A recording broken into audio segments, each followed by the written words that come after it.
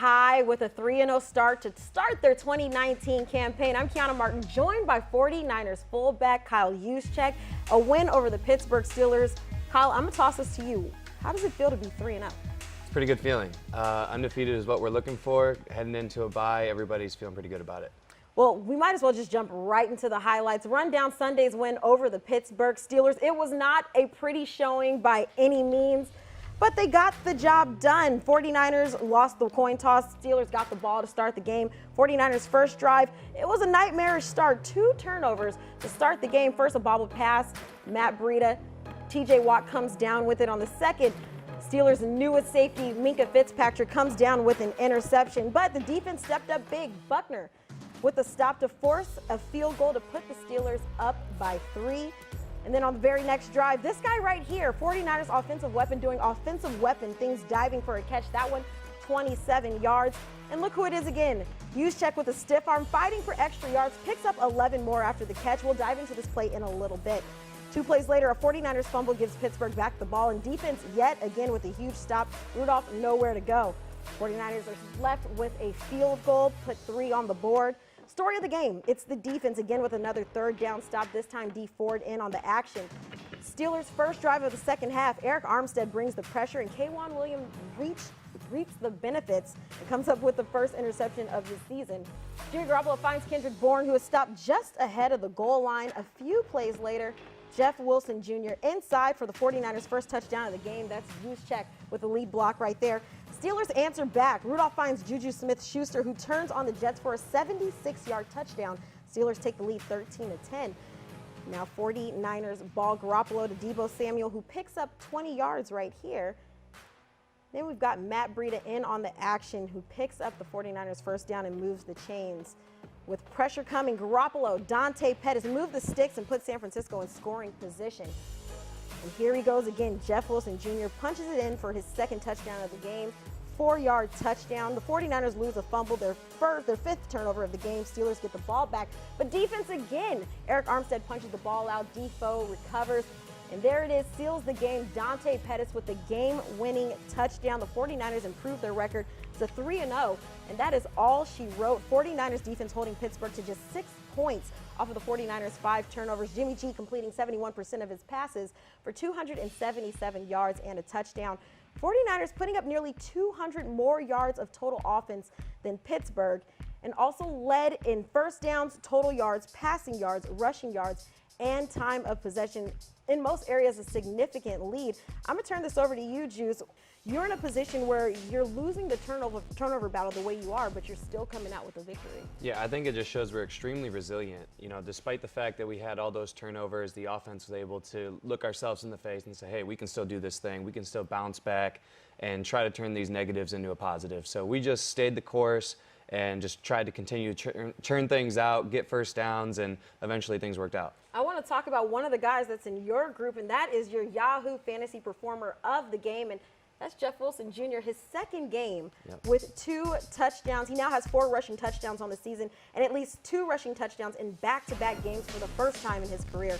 Wilson becomes the first member of the 49ers with at least 2 rushing touchdowns in consecutive games since Frank Gore in 2013.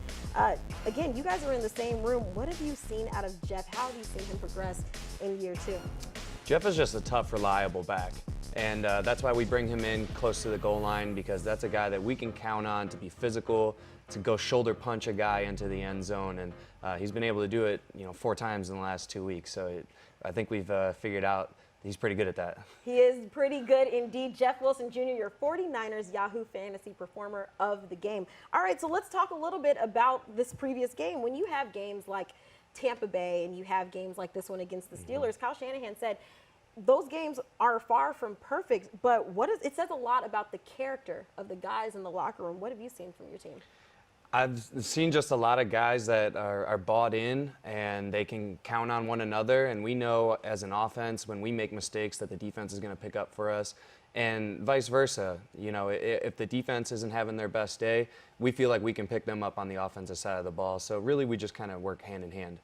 Now, if we look back, say, the last 2 seasons since you've been here, the 49ers have been on the opposite side of these games where it's coming down to the wire, but they end up on the losing side. What seems to be clicking this year? Yeah, absolutely. I've talked about it a lot before that it really comes down to those 2 or 3 game-defining plays that are really, they make the difference at the end of the day. And I just feel like we've been in that position so many times these past few years and haven't really come out on the right end. But now we're starting to learn when it's crunch time, we need to go make that play. And now I feel like we have confidence in doing that, and we're going out there and we're making those plays that make the difference. You just gave credit a few seconds ago to the defense, but what have you seen out of them? It seems like they're saving this team in the big moments. They're taking some stress off the offense. What are you seeing there? Absolutely. The defense just brings energy to the entire team. They're so aggressive. They swarm to the ball. Everybody's hyped that when they go out there and they make these plays, it really energizes me. It energizes the offense to go out there and do the same thing. So we're extremely dependent, and we rely on them to bring the juice every Sunday, and they've done it. They're definitely doing it. One guy in particular who I always talk about is Quan Alexander. I mean, that's even at practice. This guy is jumping around. He's in your face. He's getting everybody hyped. Is he one of those guys that you're talking about? Absolutely, the leader of the hot boys out there. he brings the hot energy every week. So let's talk about, we were just showing a play of your diving grab, but I kind of want to talk about it. Kyle Shanahan said this is one of the most impressive catches that he's ever seen. You had a safety in your face. Walk us through that play. Yeah, absolutely. So this is a play that I lobbied for very hard all week. So when it got called, I was going to make sure I was going to make the play. So we come out here, and this is going to be a play action on this linebacker. I'm trying to draw him up like it's the run. And as soon as I can get him to take a step forward, I'm running down the sidelines here on a wheel. I'm not expecting a safety to be there, but when he is, like I said, I fought all week to get this play. So I was going to make that catch no matter what. Fought for the play, got the catch, 27 yards right there. But that wasn't your only highlight reel play. You had by far my favorite play through 3 weeks of the season, where you literally threw Minkah Fitzpatrick like he was a rag doll. I don't even think I can explain it. I'm gonna let you take over. Let us know what happened. Break this down for us. Yeah. So right here, we're selling a screen here to Debo, and I'm just trying to get this guy lined up over me to go try and tackle Debo. And as soon as he comes forward, I'm gonna release up the seam. And once Jimmy puts that ball on me, I got to make a quick decision here. Do I want to try and outrun this safety, or do I want to be physical and go attack him? I go with option 2, and I decide to throw him off of me. And then, you know, I've just seen guys like George Kittle do this the past 2 seasons, where they absolutely manhandle guys once he gets the ball in his hand. And to be honest, I've been jealous, and I want to get in on the action, so I got a little bit for myself. That was very, very fun to watch. Outside of blocking, Kyle said you get more credit when you're in on those plays on the passing game, and it's well deserved. But we know you can lay the boom in run blocking, but do you enjoy being in on these pass plays? Yeah, I absolutely do. That's kind of always been my pedigree. Is I've been a fullback that's been able to catch the ball out of the backfield. And when I get to go out there and I have the chances to do that, it only motivates me in the run game. How have you seen this team grow since you've gotten here in 2017 to now? I feel like we've just learned from experiences the past 2 years. You know, we took those years as growing years and development, and we've really just stacked each day and put everything towards getting better as this season.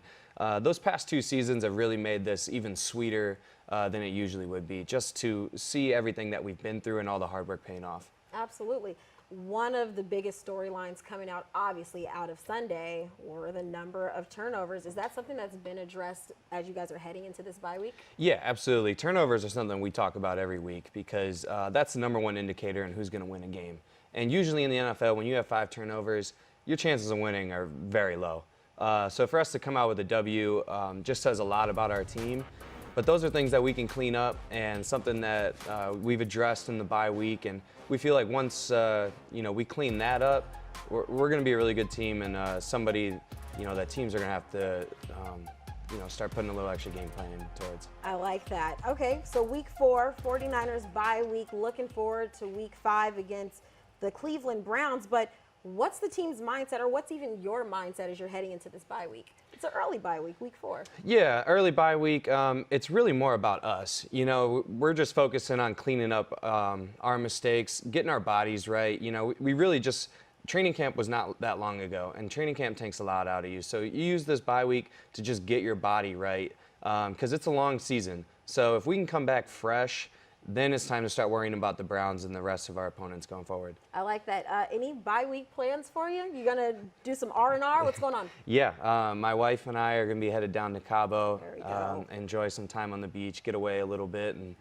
then we can come back and focus on the Browns. Exactly. Get your mind, get your body right. 49ers facing the Browns, hosting them for Monday Night Football, first primetime game of the year. That'll be next Monday, week 5. And actually, I got something here. Every single fan in attendance for that game will be getting a 49ers Faithful Now rally towel. So make sure you guys get your tickets next Monday, week 5, 49ers and Cleveland Browns. But with that, I know you've got a flight to catch. We're going to let you get out of here. Appreciate having you on the set of 49ers Live. Enjoy your bye week. Enjoy Cabo. Get a tan for all the rest of us. And we'll see you guys next week.